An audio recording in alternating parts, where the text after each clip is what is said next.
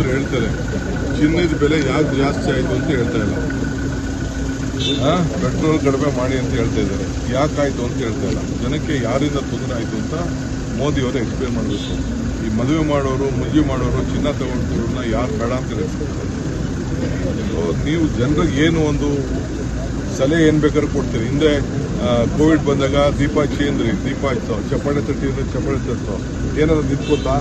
ಏನು ನಿಂತ್ಕೋದಿಲ್ಲ. ಅದು ಪ್ರಾಕ್ಟಿಕಲ್ ಇರಬೇಕು.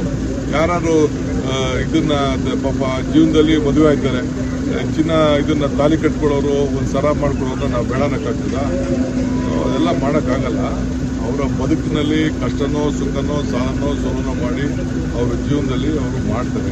ಈ ಓಡಾಡೋರ್ನೆಲ್ಲಾದ್ರೂ ಗೌರ್ಮೆಂಟ್ ಬಸ್ಸಲ್ಲಿ ಓಡಾಡಿ ಅಂದ್ರೆ ಆಗ್ತದ? ಈಗ ಫಸ್ಟು ಆಫೀಸರ್ಗಳಿಗೆಲ್ಲ ಹೇಳಪ್ಪ, ಸೆಂಟ್ರಲ್ ಗೌರ್ಮೆಂಟ್ ಆಫೀಸರ್ಸು, ನೀವು ಯಾರು ಗೌರ್ಮೆಂಟ್ ಇದರಲ್ಲಿ ನಿಮ್ಮ ಗಾಡಿಗಳಲ್ಲಿ ಓಡಬೇಡಿ, ನೀವೆಲ್ಲ ಮೆಟ್ರೋಲ್ ಹೋಗಿ ಇಲ್ಲ ಗೌರ್ಮೆಂಟ್ ಬಸ್ಸಲ್ಲಿ ಹೋಗಿ ಅಂತ ಫಸ್ಟು ತಾಕೀತು ಮಾಡಲಿ.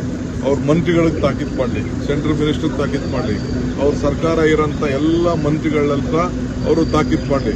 ನೀವು ಯಾರು ಇನ್ಮೇಲೆ ಪೆಟ್ರೋಲ್ ಗಾಡೀಲಿ ಹೋಗಬೇಡಿ, ನೀವೆಲ್ಲ ಗೌರ್ಮೆಂಟ್ ಬಸ್ಸಲ್ಲಿ ಹೋಗಿ, ನೀವೆಲ್ಲ ಮೆಟ್ರೋಲ್ ಹೋಗಿ, ನೀವೆಲ್ಲ ಟ್ರೈನಲ್ಲಿ ಹೋಗಿ ಅಂತ ಫಸ್ಟ್ ಅವ್ರಿಗೆಲ್ಲ ಹೇಳಿ.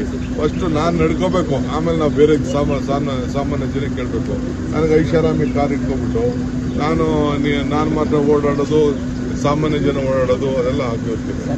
ಕೆಲವು ಜಗತ್ತಿನ ಪರಿಸ್ಥಿತಿ ಸರಿ ಇಲ್ಲ, ಕೆಲವೊಂದ್ಸಲ ತ್ಯಾಗಕ್ಕೂ ಸಿದ್ಧವಾಗಿರಿ. ಸರಿ, ತ್ಯಾಗ ಫಸ್ಟ್ ನಮ್ಮಿಂದ ಶುರು ಮಾಡಿಸ್ಲಿ ಅಂತ ಹೇಳ್ತಾ ಇರೋದು.